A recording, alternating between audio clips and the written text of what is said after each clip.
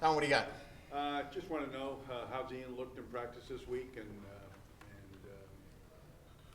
going forward. I think he's had a good week.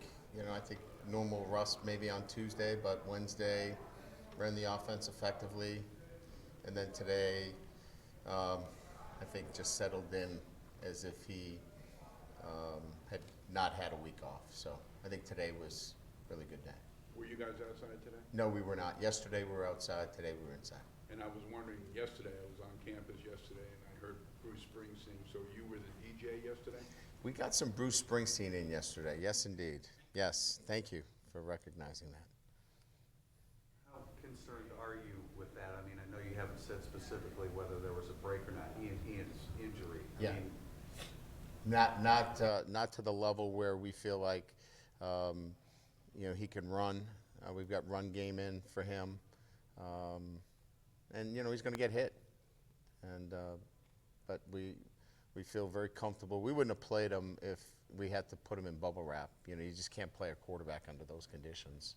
So Julian Love had to leave the field a couple times against Florida State. What kind of week has he had? no ill effects, clean, didn't miss a rep, had a really good week of practice. What kind of week of practice did Nick Coleman have for you? I know you liked the way he played Saturday.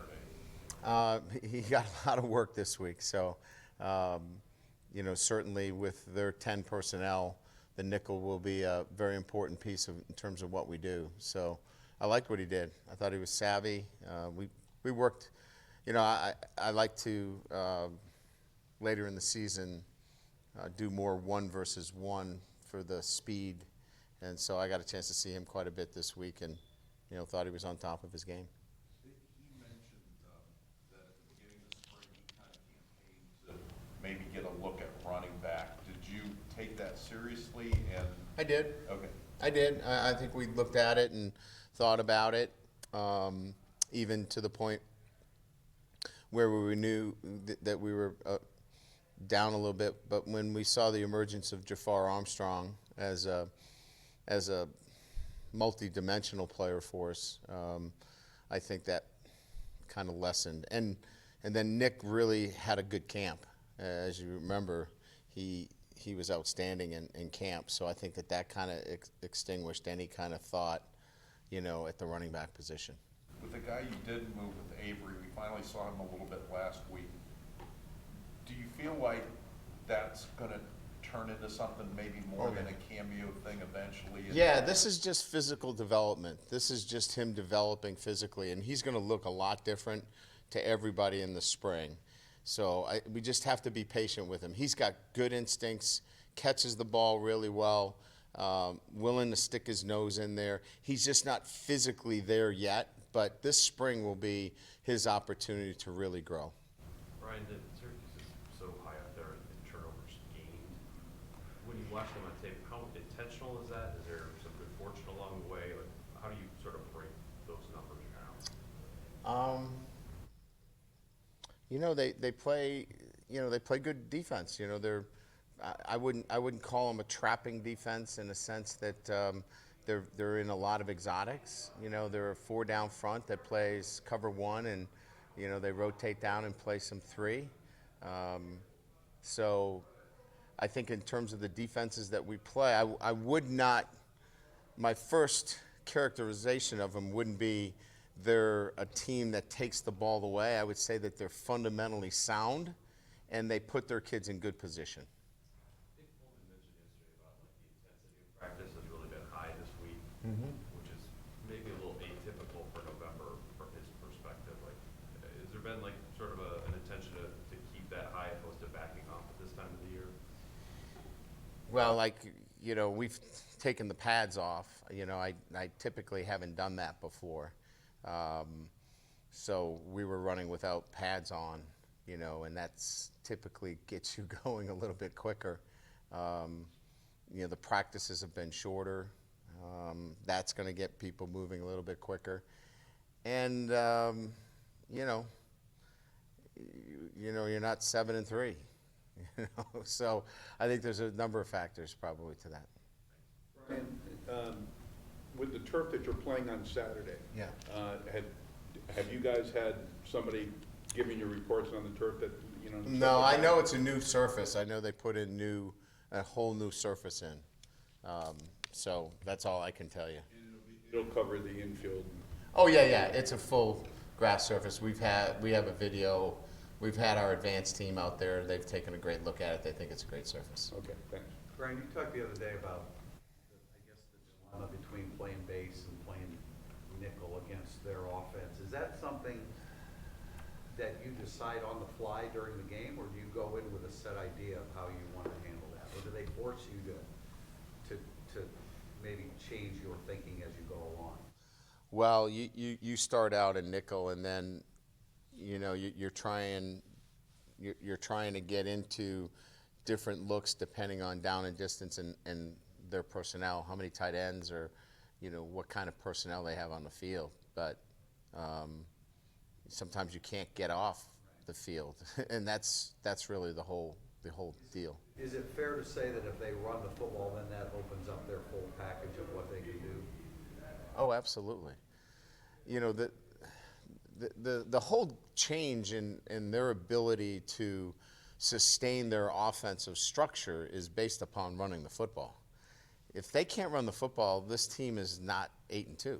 They can run the football, and by being an effective team through the ground, it sets up everything they can do. So that's and it has to do with experienced offensive linemen. Mike Cavanaugh is a very good offensive line coach. He's experienced as any O-line coach out there, so they've got a good scheme, an experienced O-line coach, and experienced linemen, and they got good backs.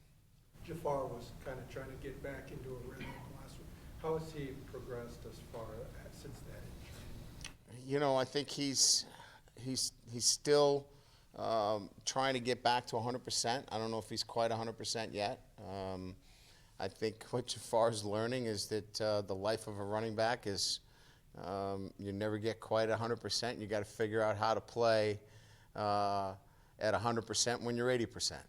And so he's kind of going through those kind of growing pains. Is Ruland available? Yeah, he feels really good. So I think we're in a good place with him right Do now. you anticipate a rotation there again? Because Tommy's been playing pretty well. Tommy's been playing really well. What do you think? Do we keep Tommy in there, Lou? I'll defer to you. All right. Well, I think we're going to keep him in there right now, Lou. So, but Trevor's ready to go. If we feel like we need to give him a blow at any time, I think we're in a pretty good position where we can utilize him. Brady said about Jafar Armstrong playing 100% or at 80%. Is that something that Dexter Williams has learned how to do? Yes. Yes. Again, I don't know that there's many people in November that are feeling like they did when they came out of camp. And so the ability to give you 100%, even though they're 90 or 80, and figuring out how to do that, sometimes it takes you a little while. Dexter's got it. There's a number of guys, and some of the young guys are figuring that out. It's not that they don't want to; it's just new for them. And yet he's only played 6 games. So Exactly, but he, quite frankly, he's gone through a couple things that have been rough for him. So he's a young kid, and he's got a great attitude. He's figuring it out. Brian, yesterday when we heard from the players, a lot of them used the phrase "pressure is a privilege." Yeah. They said that's something that you. I wrote that down in their locker room. I was wondering, is that something They're that Notre you've Dame said- kids. They know how to memorize. I was wondering, is that something that you've kind of been using all year, or is that something you kind of repeat more often now that you get later into the I'm a season? repeater. I think what we've really tried to get our guys to understand is that, winning here at Notre Dame should not be one where you feel pressure. It's why you come here. It's to win football games. It's part of our tradition. It's part of the privilege of playing at Notre Dame is to be successful. So, think of it in those terms. It's just a matter of what your mindset is more than anything else. It's just creating that mindset. Ryan, I know on Tuesday you talked a little bit about Heinish's X's and O's, improvement and so forth, but he's a really interesting kid from a family perspective, what Yeah. his dad's been through, No what doubt. his dad has been his whole life. Yeah. Could you speak to maybe that family dynamic and how it's kind of shaped who he is? Well, you know, the dad is, as you know, blue collar construction worker. You know, has fought through cancer, I think, a third time. And, you know, I think just that blue collar Pittsburgh profile that we all kind of have in our mind really is the Heinisch family. And they're close knit Catholics. Dad has gone through his tough of battle with cancer, and the kids and the family are so close that they, you know, they live it every single day. So for them and Kurt, you know, he's playing with the house's money in a sense, where he gets a chance to play football at Notre Dame, and that's why he has such a great attitude. And it's just a special family.